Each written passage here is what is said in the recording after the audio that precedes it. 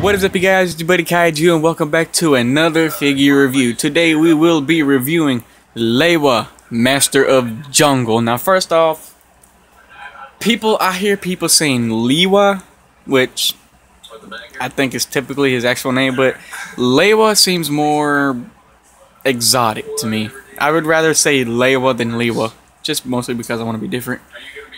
But here is the picture of Lewa. Got a nice picture going on right there. Got a skull spider right here. Been a while since I've seen one of those, huh? There's the golden mask of jungle.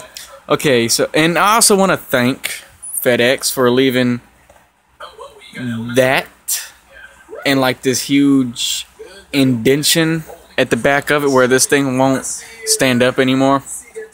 Thank you, FedEx. Anyways, ages 7 to 14, Lego number 70784, 85 pieces. Turn around to the back.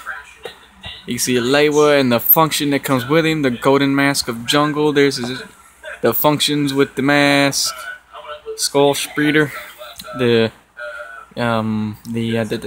comics, and I always look for that. Don't ask me why. I wonder why they make it so little though. Anyways, let's crack this guy open.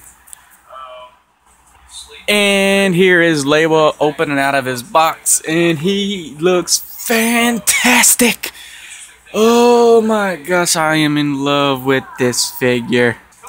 Now, first off, let's get into the skull spider that he comes with. He comes with that dark purplish color, and like all the rest of the skull spiders, he has the 4 legs that articulate. Set that over here. And here's the golden mask of jungle. Got that marbling effect going on in there. That doesn't bother me too much as it does other people. But here we go with the figure itself.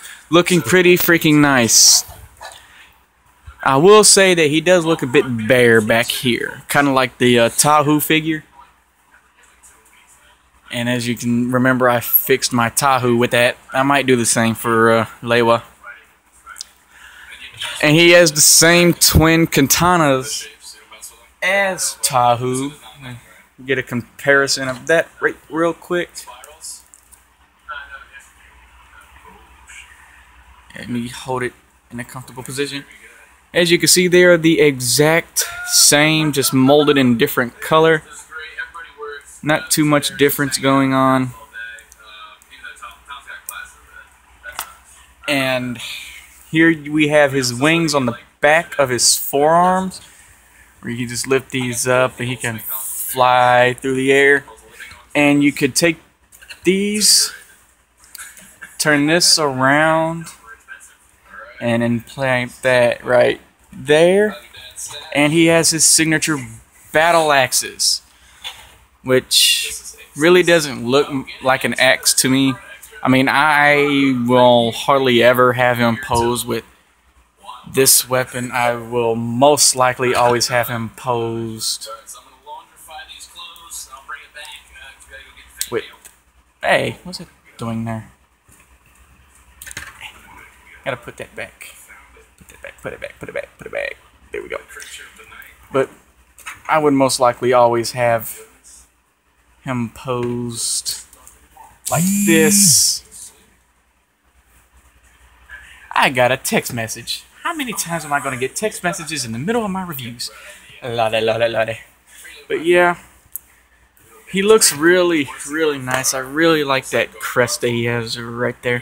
Now, there is a little bit of a problem with the head articulation. I mean, the gearbox is raised up higher than normally on the Toa figures. And he has the function, he has a very good function, smooth, and he can hold the positions because he really doesn't have that much high weapons, but he can only look up that far, and it just looks like he's looking straight, so you can't get him flying and looking straight ahead. He can look down, but the mask is in the way. You could take the mask off and expose the Terminator head and have him look down, but he cannot look up. And that's because the back of the brain membrane, brain gray matter, whatever you want to call it, gets knocked up against this thing. And also, you put on his mask and you turn it a certain way, and you go to activate his figure. His function, and you can see it hits against the mask, which is kind of unfortunate. And we take this and put on his golden mask, and I think that looks. The golden mask kind of looks out of place with all the green, and there's no gold on the figure except for the mask itself. Unlike Tahu, where he's got gold pieces everywhere. And take that right off, and if you wanted to, you can add this skull spider on here.